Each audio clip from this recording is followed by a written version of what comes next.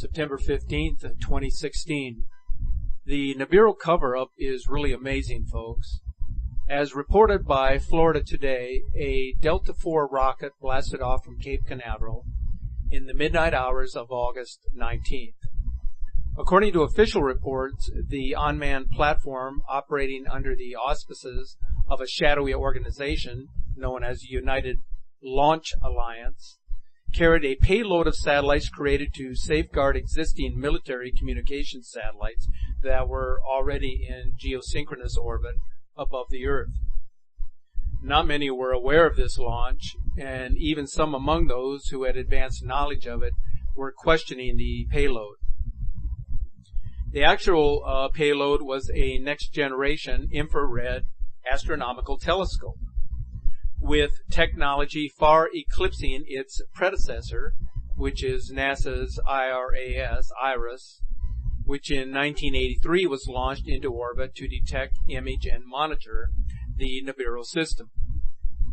The new platform, according to a former Cape Canaveral employee with connections to NASA, was designed and created in a compartmentalized and sanitized environment with teams of 3 to 5 engineers, each team manufacturing a specific component. The Delta IV lifted off without incident on a moonlight night, delivering its payload into geosynchronous orbit 22,000 miles above the Earth. The telescope will patrol an area of space relative to the southern ecliptic pole.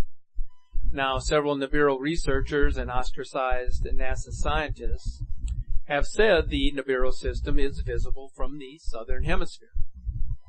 The platform's revolutionary infrared technology will allow NASA to track and image Nibiru as it swings around the sun and begins its deadly approach toward Earth. As I've said in my previous videos, NASA has known about this heavenly body for more than 30 years. This new technology will give them unprecedented ability to track the dark star. Not that they'll share information with the public, but we all know that already.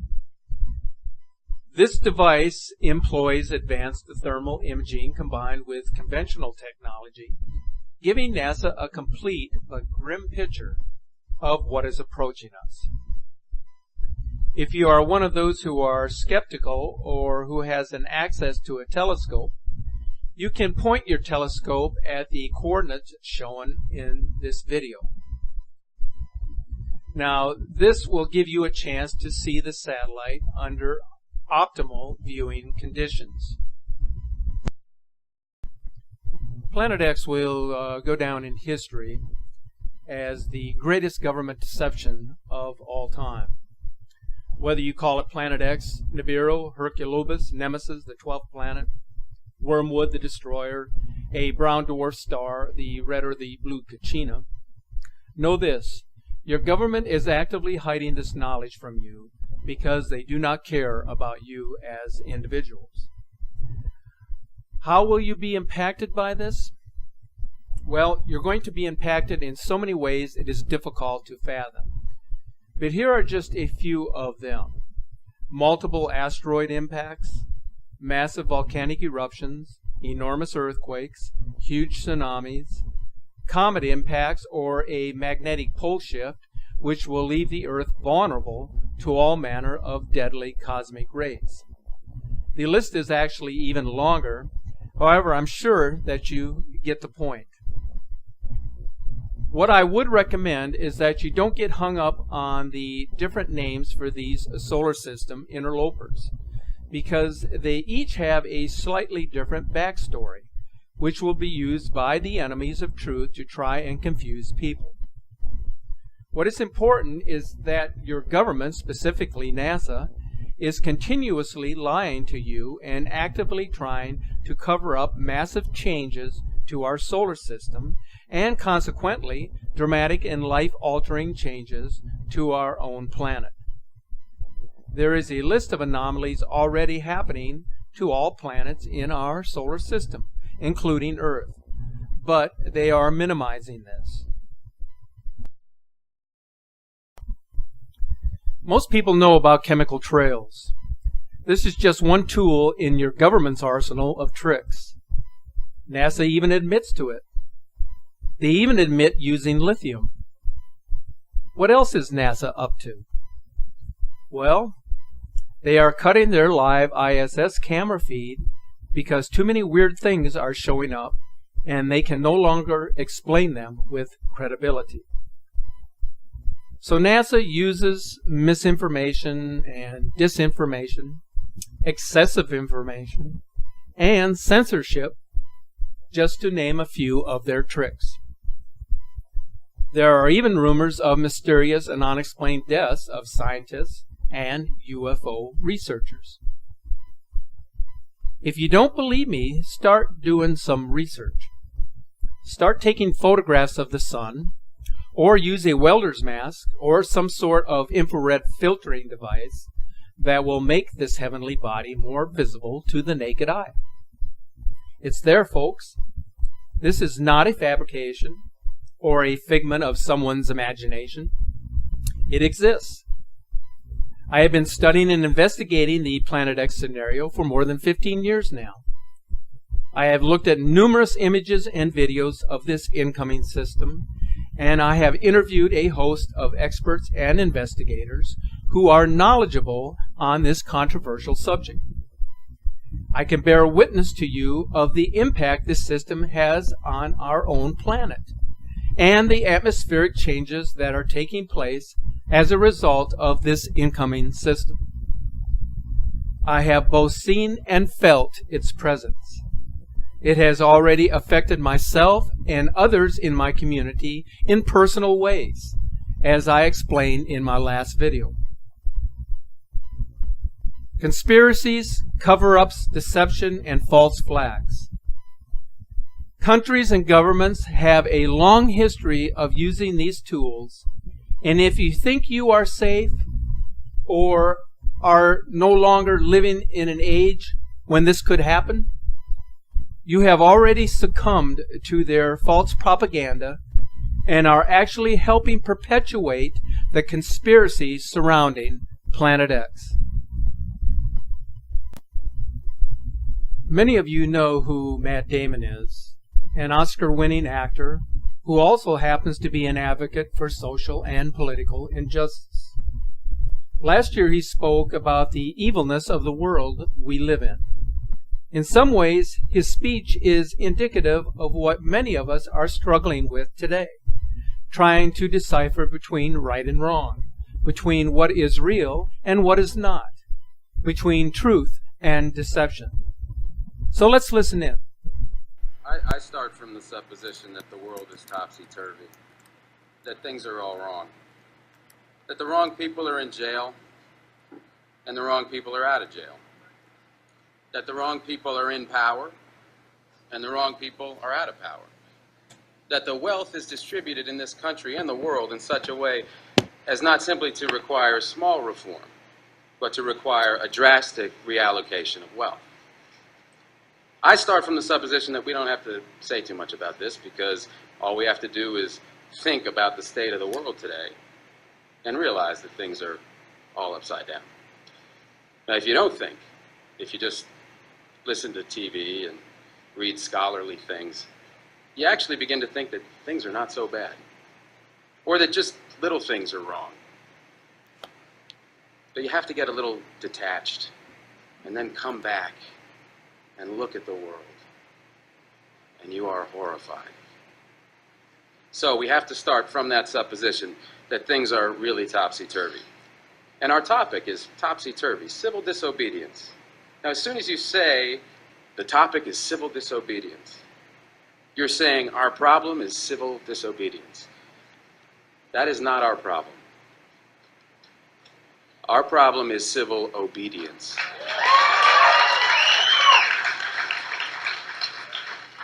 Our problem is the numbers of people all over the world who have obeyed the dictates of the leaders of their government and have gone to war. And millions have been killed because of this obedience. We recognize this for Nazi Germany. We know that the problem there was obedience, that the people obeyed Hitler. People obeyed. That was wrong. They should have challenged, and they should have resisted. And if we were only there, we would have showed them. Even in Stalin's Russia, we can understand that. People are obedient. All these herd-like people. Remember those bad old days when people were exploited by feudalism? Everything was terrible in the Middle Ages. But now we have Western civilization, the rule of law. The rule of law has regularized and maximized the injustice that existed before the rule of law. That is what the rule of law has done. When in all the nations of the world, the rule of law is the darling of the leaders and the plague of the people, we ought to begin to recognize this. We have to transcend these national boundaries in our thinking. Nixon and Brezhnev have much more in common with one another than we have with Nixon.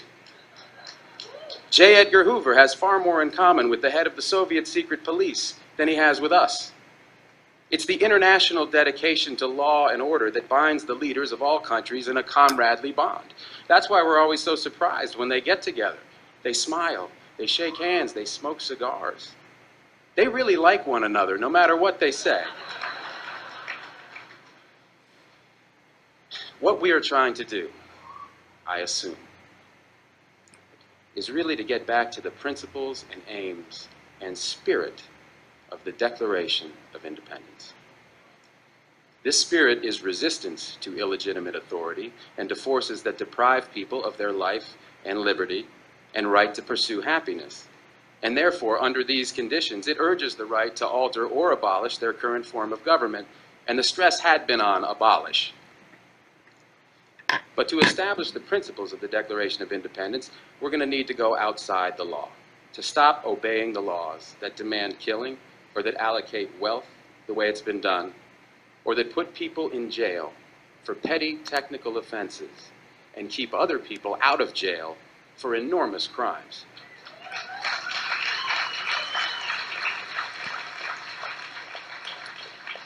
My hope is that this kind of spirit will take place not just in this country, but in other countries, because they all need it. People in all countries need the spirit of disobedience to the state, which is not a metaphysical thing, but a thing of force and wealth. And we need a kind of declaration of interdependence among people in all countries of the world who are striving for the same thing. So can we always count on our government to be upfront and honest with society? Sadly enough, we cannot.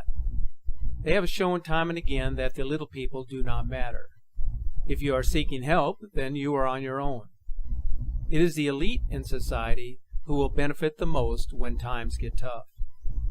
On August 27th, Major Ed Dames, a former military intelligence officer and a remarkably accurate predictor of future occurrences, held an event in Las Vegas in which he exposed the truth about Planet X. In this event, he referenced that Planet X was real, it is inbound, and it will cause a tribulation. He said it appears to be a planet, but we are not sure exactly what it is.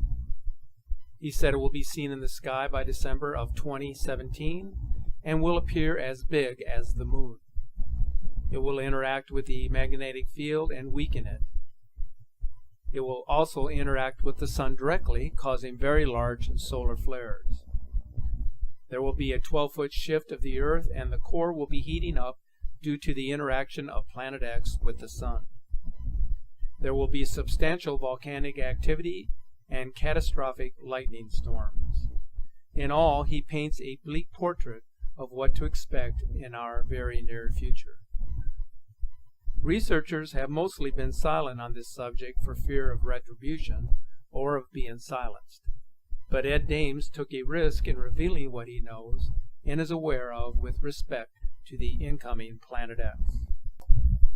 We are increasingly seeing individuals with direct connections to high-ranking intelligence and space agencies who are coming forward to warn the general public about what they know and have heard concerning the presence of an incoming system that will have a major impact on this planet and its inhabitants. Recently, one of our subscribers sent me a video that was published by a Nibiru observer on September the 12th. This video captures one of those rare moments in which a second sun is visible and is so convincing that one has to view this in complete wonderment. Now, if you look carefully at the object to the right of our sun, you will notice that it is emitting its own light source. It is diamond-shaped, or could be considered to be in the shape of a cross. I would have to speculate that what is being seen here by this observer is the Sun's Death Star companion Nemesis, although I have no way of saying with definitive proof that this is what we are seeing in this video. But considering its shape and dimensions and the amount of light emanating from this object, it certainly fits the description of a second sun. As Major Ed Dames had described in his presentation recently, he is grappling with what is coming our way. But whatever it is large, it is threatening, and will have a major impact on our planet. The observer in the previous video, which I just highlighted, mentioned that the second sun was only visible for a short duration. September 2016, and I basically saw an object last night in the field. It was big, it had moons or planets around it. Now, it was only there for about 5-10 minutes, and then it faded away into the blackness of the chemtrails. His observation is very similar to those of other sky watchers who were privileged to get a short glimpse of this incoming monster. One of those observers noticed while viewing the Soho website that a planet or star suddenly appeared between Venus and Mercury for a short duration and then disappeared just as suddenly as it had appeared. Notice how the left-right vectors off of Venus and Mercury align with this object and how the coronal discharge is affected. Also note the objects at approximately the 11 o'clock and the 1 o'clock position and how they react with the coming and going of this object. So whatever is present here is having an effect on the other planets in our solar system, which is what I have said all along as to its influence on other planets. The publisher of this video explains that he took 40 screenshots to make this short clip in UTC increments of 1 minute each. The evidence of an invading system is becoming more prevalent by the day. But I'm not going to try and convince you that this is real. That is not my objective. What lies in wait is in the eyes of the beholder. You either accept this as a condition of our existence on this planet. After all, if you are to believe the Sumerians and the Egyptians, then you are aware that this is not the first time that Planet X has made a passage across our bow. According to historical records, it has happened before and will happen again long after we are gone. Its passage is supposedly a part of the natural cycle of life on this planet and across the universe. All things are created and all things must die. But believe this, we are living in perilous times. You don't have to venture very far from home to realize that we face many dangers, some of them which are man-made, but many of which are the result of cosmic forces which are having a direct impact on this planet and our very way of life. So, as I have said before, your best defense is to keep looking to the skies, for therein lies the answers to your mortal and spiritual welfare.